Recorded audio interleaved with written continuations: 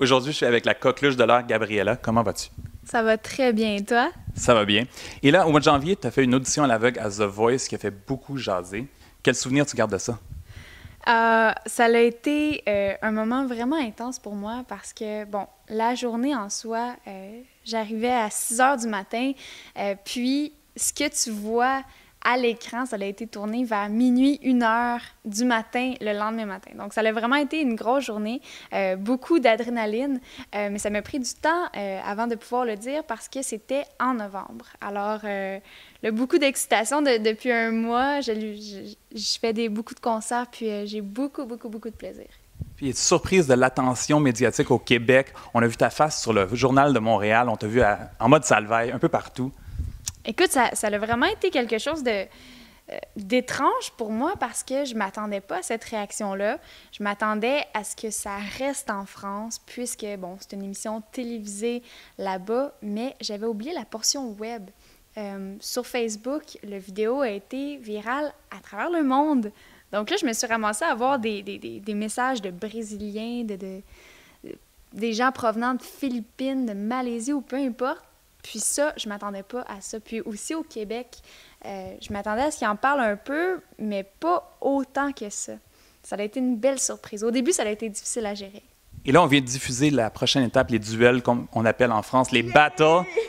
Et tu as remporté ta battle. Félicitations. Oui, écoute, c'était l'épreuve que je redoutais le plus, hein, parce que c'est pas ton moment à toi, c'est un moment qui est partagé.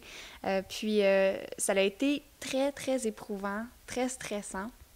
Puis en plus, Mika, la veille, même quelques heures avant, il me dit, écoute, on était censé d'avoir ta prestation avec du violon. Maintenant, on te retire le violon. Donc là, moi, je me suis retrouvée un peu dépourvue. J'avais pratiqué toute la semaine avec mon violon. Donc, je suis vraiment chanceuse, en fait, que ça l'ait bien viré. C'était la chanson Castle in the Snow avec Ilona. Et comment ça s'est déroulé, justement, la collaboration avec cette fille-là? Bien, premièrement, la chanson, je la connaissais pas. Je pense qu'au Québec, elle n'est pas vraiment connue, mais en France, oui. Donc, j'ai eu quelques jours pour apprendre la chanson. Puis, Ilona, qui est une fille de 18 ans, elle a peu d'expérience, mais elle est très, très, très talentueuse. Je l'ai rencontrée, puis ça a tout de suite cliqué. Donc, c'est assez difficile. C'est comme un petit peu être... comment qu'on appelle ça, là, les gladiateurs, là, d'être dans une arène de gladiateurs, là, c'est ça? Bien, puis là, tu sais qu'il y en a une d'entre nous qui va survivre à l'émission.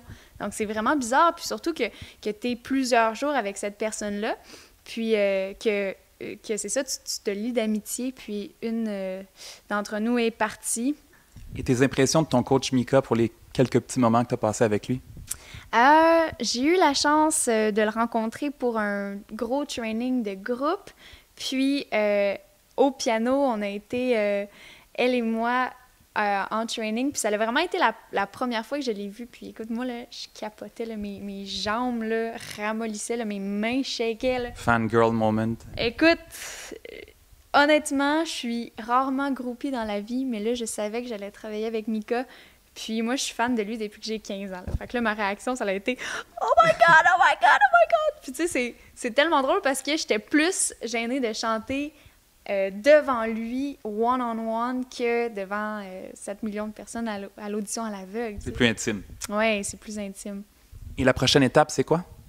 La prochaine étape, c'est l'épreuve ultime. Je pense que... un peu comme les champs de bataille ici au Québec. C'est ça, c'est les champs de bataille. OK. Donc, avant de se rendre au direct ou les primes. Exactement. Donc, il y a une personne sur 3 qui va être retenue. Ça aussi, ça va être une épreuve assez difficile. Mais bon, je me dis, là, ça va être mon moment. Ça va être 2 minutes, toute seule. Je peux faire ce que je veux. Je pense que ça va être un petit peu plus relax que les battles parce que, honnêtement, là, j'ai vraiment trouvé ça difficile. Et c'est quoi la réaction de ta famille par rapport à tout ça? C'est tellement drôle parce que ma famille, bon, ils sont jamais venus aux auditions à l'aveugle, aux battles. Donc, quand ça s'est passé, je les appelle tout de suite après. Puis, avant d'avoir vu l'émission à la télé, il n'y avait aucune idée c'était quoi. Donc, c'est sûr que si jamais je me rends au live, là, c'est sûr que je les invite là, pour qu'ils puissent vivre la frénésie parce que c'est vraiment intense là-bas. Là. Les Français adorent cette émission-là. Et Gabriella, est-ce que c'est ton nom de baptême? Ça, c'est une bonne question. Est-ce que Martin, c'est ton nom de baptême? Oui, non, c'est pas un nom d'artiste. Je confirme. Mais je dirais non. Puis, est-ce que j'ai le droit de garder le secret? Tu peux garder le secret, je sais pas. Peut-être qu'il y a une aventure derrière ça. Tu étais à un échange étudiant au Mexique, tu es revenu. Et appelez-moi Gabriela à partir de maintenant. Ça ressemble à ça. Ça ressemble à ça. Non, mais honnêtement, mon nom est Gabrielle. Puis, j'ai habité au Costa Rica plusieurs mois. Puis, tout le monde m'appelait Gabriela. Gabriela, c'est resté. Alors voilà, Gabriela. Et est-ce que tu t'habitues avec les expressions françaises depuis quelque temps? Est-ce que, du coup, tu commences à parler comme eux qui kiffent grave sur tes prestations? C'est un truc de ouf. Au début, je trouvais ça tellement bizarre. Il y a une expression vénère. Vénère. Je savais pas que c'était du verlan. Donc là, je suis allée voir dans le dictionnaire. J'étais comme vénère. Non, c'est quoi cette expression-là? Finalement, je me suis rendu compte que c'était énervé, boy. Puis, c'est drôle parce que quand je suis souvent à Paris plusieurs jours, des fois, il y a des petites expressions que j'emprunte sans le vouloir. Je réécoutais mes entrevues à The Voice, puis là, j'étais comme, coudonc, mon Dieu, c'est donc bien bizarre. J'ai une couple de mots un petit peu plus français. Puis, je veux garder mon accent québécois, là.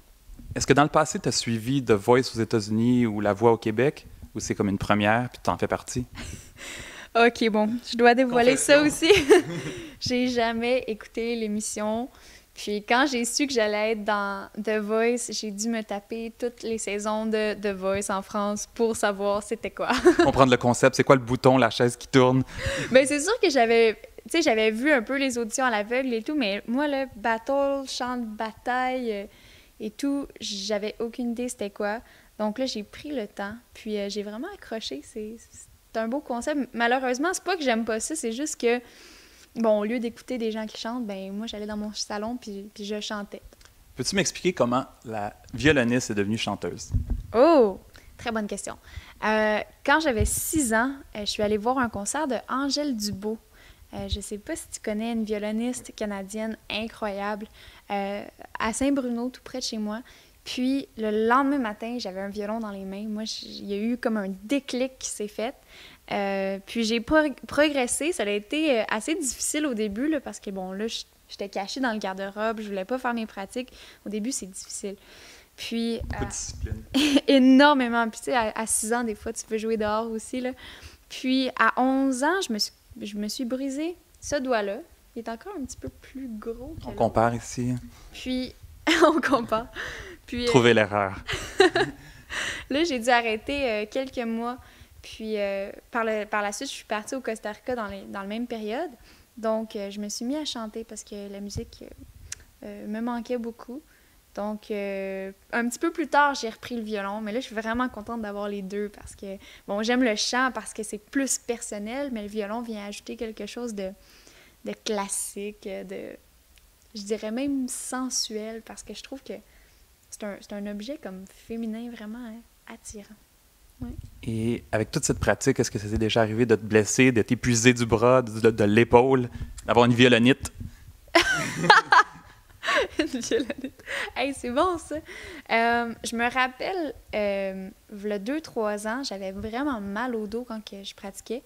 Puis c'est depuis que j'ai commencé le yoga, puis j'en fais 3 fois par semaine, que là, ça va vraiment bien. Mais faut faire attention, hein, parce que il y a des violonistes qui développent des problèmes de dos, un petit peu comme les pianistes, qui bougent tellement leurs doigts qu'ils développent de l'arthrite ou de l'arthrose, je sais pas. Donc, il faut faire attention. Mais moi, je joue pas assez... Moi, je suis pas une violoniste... Tu sais, une violoniste, ça peut faire 6 heures, 8 heures par jour. Moi, j'en fais 1 heure par jour, puis je suis fière. Puis le reste, je fais de la compo, je vais courir, je vais chanter, puis je vois des amis. Une combinaison saine. Saine. L'équilibre, c'est ça l'essentiel de la vie, l'équilibre. Et là, la question des Français. Du coup, est-ce que tu vas aller faire des spectacles en France bientôt? Hey, écoute, je viens juste d'annoncer en fin de semaine que cet été, je vais avoir plusieurs dates en France. Puis c'est vraiment trippant parce que le 14 juillet, je fais la première partie de Course, qui est un band irlandais de 3 sœurs, un frère qui joue du violon et tout. Donc, je fais la première partie à Poupée, un grand festival. J'ai vraiment hâte. Puis il y a le 21 juillet à Cournoye, Puis plein de dates, là, je les connais pas par cœur, là, mais c'est vraiment le fun parce que, bon, c'est mon rêve de faire des concerts en France. Merci beaucoup, Gabriella, et on te souhaite bonne chance pour la suite de The Voice. Hey, merci beaucoup, c'est vraiment gentil. Et on rappelle aux gens que ton album The Story of Oak et Leafless est disponible et que pour toutes tes dates de spectacle et autres infos, on va sur le gabriella.mu.